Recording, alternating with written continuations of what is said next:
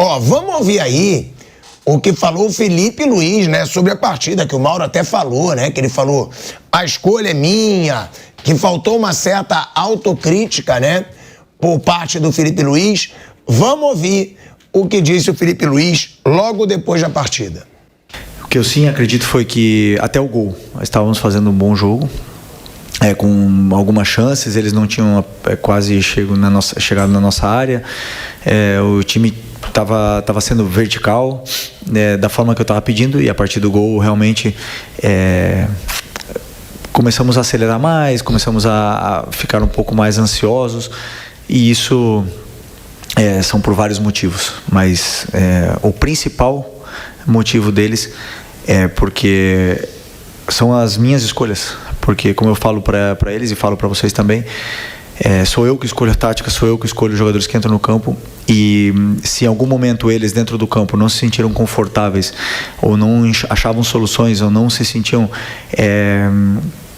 dominando todos os espaços, isso é culpa única e exclusivamente do treinador. Então eu isento eles de toda essa culpa, porque realmente eu penso, se o time não estava concentrado, eu deveria ter concentrado melhor eles, mas não acho que foi isso. Todo mundo correu bem e não fizemos um bom jogo, não soubemos lidar com o placar adverso, e estava muito tempo sem estar atrás do placar assim, dessa forma, e instaurou o caos, coisa que eu odeio, e agora vou trabalhar para tentar fazer o caminho sólido do mesmo jeito que a gente vinha fazendo até hoje. Não tem outro caminho senão o trabalho. Eu acredito que o caos se instaurou, e eu falo que é culpa do treinador, porque eu também, querendo ganhar e arriscar cada vez mais, coloquei muitos jogadores de ataque em posições que muitas das vezes não eram as melhores com o sistema de jogo que estava jogando o adversário, e eles não se sentiram confortáveis com isso.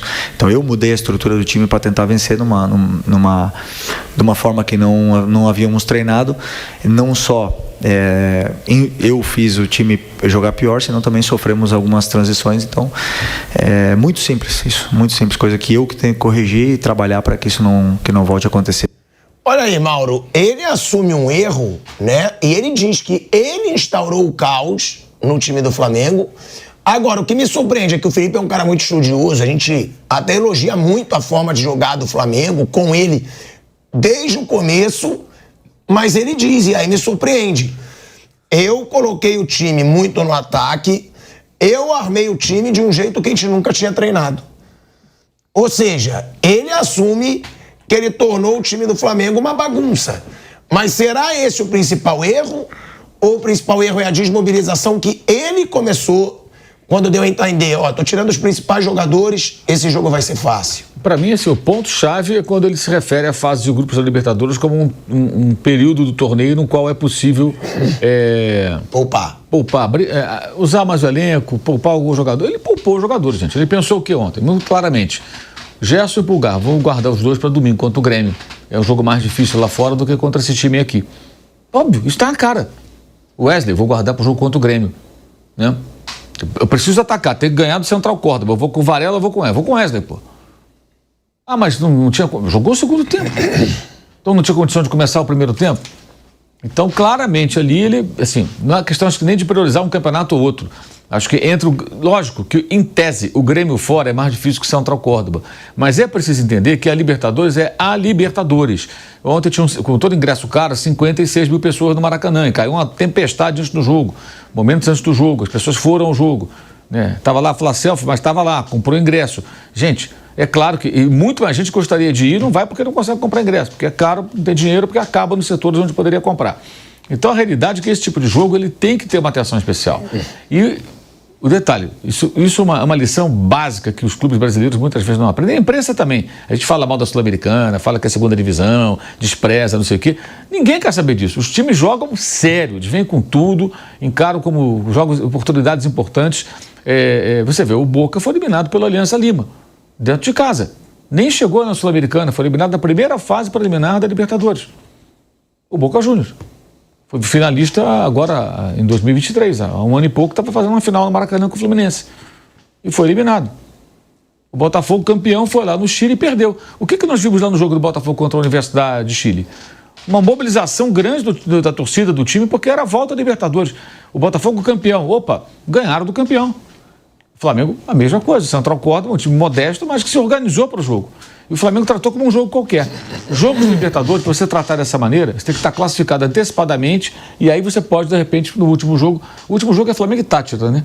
Então, vamos imaginar que o Flamengo fizesse uma boa pontuação, aí na última partida em casa contra o Táchira, pode pôr 11 reservas. Que aí você não corre risco, não. Agora eu vou priorizar o brasileiro, porque eu já tenho uma pontuação de líder, eu sou o primeiro da chave. Se eu empatar com o Táchira aqui e tal, menos mal. Mesmo com os reservas, você pode vencer do Táchira. E a questão também é o seguinte, a mensagem que é dada. Eu não tenho nenhuma dúvida que o técnico argentino, lá, o Omar de Felipe, pegou as escola, ele estudou o Flamengo pra caramba, gente. Ele, quando viu ali, falou, cadê Gerson? Não tá. Pulgar, não tá. O Wesley não tá. Estão no banco? Certamente, o cara deve ter falado para os jogadores dele, gente, olha a escalação dos caras. Tiraram 3 titulares absolutos. 3 jogadores de seleção, um chileno e 2 brasileiros. O cara vai pensar com essa cabeça, são jogadores de seleção. Aqui ninguém é de seleção. Aqui, ó, nosso grupo aqui ninguém é de seleção. Tirou 3 de seleção. E aí? Para eles já é até fácil, qualquer time que eles colocarem em campo vão ganhar da gente. E é uma coisa que o Vampeta fala, né? Os caras entraram concentrados, fizeram tudo, cara, não deram um pontapé. Aí tem gente reclamando no final, que o juiz não deu acréscimo. Vai procurar. Cadê o 7 de acréscimo? E não fez nada o jogo inteiro. Aí por conta de mais 1 minuto ou 2, acho que vai mudar a história da partida. Que o Bruno Henrique mandou no final de cabeça, ali, num desespero já. E outra coisa, um absurdo o Pedro entrar para jogar aquele tempo todo. Achei aquilo uma coisa de um desespero. O Pedro foi relacionado, isso aí é informação. Ele foi relacionado, foi o que me passaram. Não, o Pedro voltando na quarta-feira, para ficar no banco, entrar um pouquinho, tudo, o jogo tiver ganho, né? Entra um pouquinho ali, pega na bola e tal, se movimenta, para ir readquirindo. Ele entrou para virar o jogo, gente. O Pedro, depois de 7 meses sem jogar futebol, quando foi colocado em campo para tentar virar o jogo. Ele não conseguiu. Além do time desorganizado, ele está completamente fora de forma. Então, assim, até isso foi, assim, por que depois do Cebolinha? Põe o Cebolinha, enfia lá o Bruno Henrique de centroavante, mais um cara que finaliza de média distância e tenta alguma coisa. Aí depois o Pedro não era para ter entrado nesse jogo. Assim, o outro Felipe foi muito infeliz, errou tudo. A minha dúvida é, vão tirar lições disso? Porque, gente, a entrevista do Gerson na saída é de quem não tem noção do que aconteceu. O capitão do time saiu preocupado com a vaidade de o repórter que fez uma boa pergunta, talvez ter dito que ele jogou mal. E se jogou mal também, jogou pra cacete o Jefferson antes, comeu a bola. O repórter não tem que dar opinião, tem que fazer a pergunta, mas se fosse o caso, né? Digamos que o comentarista tivesse falado que ele jogou mal, ele falasse, olha, o Júnior na cabine não gostou da sua atuação. Exemplo, tá? Não sei nem o que o Júnior falou, não vi na Globo. Aqui para São Paulo não passa na Globo. O que você acha? Jogou mal mesmo. Não pode falar que jogou mal? E a pergunta nem foi essa. Ter saído do banco atrapalhou o desempenho. A pergunta foi boa pra ele. Realmente, eu vi no segundo tempo, o jogo estava 0-2, é mais difícil, né? O adversário já pode se fechar mais um pouco e tal, porque já fez 2 gols. Então, lógico, ok. Mas assim, a vaidade, ali pra mim aquilo é muita vaidade. A reação, a cara assim de... Pena que a gente não pode mostrar aqui, cara. Porque, pra quem não viu, assim, a expressão do rosto... Ele dá uma risadinha. É uma risadinha, uma coisa meio assim, como assim? Ele fala, sempre que a gente perde, vem esse tipo de pergunta. Que pergunta que o Gerson quer, gente?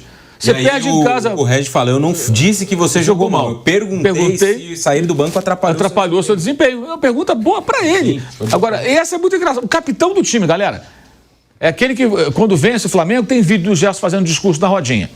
Vamos lá, não sei o que e tal, aquela coisa que só na vitória que esses vídeos aparecem, geralmente, né? O cara não conseguiu entender, primeiro, que o time jogou mal, que a pergunta não foi contra ele. Se fosse uma crítica, ele teria que aceitar, porque foi uma derrota feia. E mais, né? Essa questão que o Raí lembrou é importante. Quando perde, vem esse tipo de pergunta. Que pergunta que o cara quer? Você perdeu em casa para um time modesto da Argentina, diante de quase 60 mil torcedores. Você quer que pergunta? Amigo, fala com a Flamengo TV só então, só dá entrevista Flamengo TV. Lá não vai ter nenhuma pergunta desse tipo, porque lá você não faz jornalismo, você faz assessoria de imprensa, relações públicas, entretenimento, como é na Botafogo TV, na Corinthians TV, TV de clube.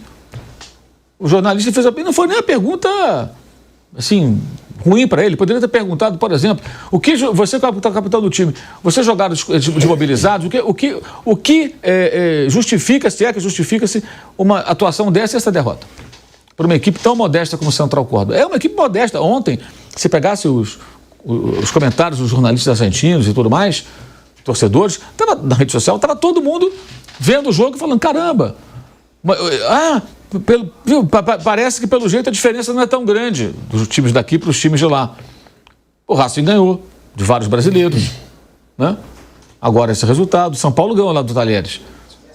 Então, na realidade, assim, a dificuldade de lidar com a realidade ali me pareceu um negócio muito chocante. Aí acho que é o Boto, que tem que chamar o Felipe Luiz, chamar o Gerson e falar, cara, não jogou nada, tem que lidar com isso, meu camarada. Você acabou de renovar um contrato, ganhou um aumento, capitão do time. Ele tinha que chegar ali e falar, desculpa, torcedor, jogamos nada. A atuação foi péssima. Erramos nisso. É isso que eu tinha que falar. Mas ele se doeu porque ele entendeu mal, que o repórter o criticava naquela pergunta, que não era uma crítica. Como se não pudesse criticar. Gente, isso aí é o retrato da empáfia do time do Flamengo, da soberba do time do Flamengo ontem. E tem uma coisa também que o Vamp sempre fala, né? Poupa no começo pra depois botar pra jogar. É melhor jogar no começo pra depois não sair, pra depois sair quando estiver ganhando. A gente vai falar, né, dessa situação que o Vampeta sempre fala, porque acabou não poupando, os caras entraram, acabou botando o Pedro,